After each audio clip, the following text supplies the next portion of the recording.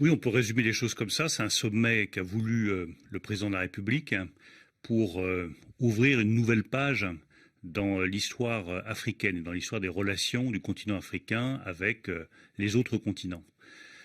La crise, elle a touché tous les pays, elle a touché tous les continents, les États-Unis, l'Asie, l'Europe et l'Afrique. Mais la singularité de l'Afrique, c'est qu'elle n'a pas les moyens financiers aujourd'hui de protéger et de relancer son économie comme l'ont fait tous les autres continents. Hier, la patronne du FMI, Kristalina Georgieva, a donné des chiffres qui sont très frappants. Les économies développées ont consacré près de 25% de leur richesse nationale à relancer l'économie. C'est les plans de relance européens, les plans de relance américains. L'Afrique, à peine 2%.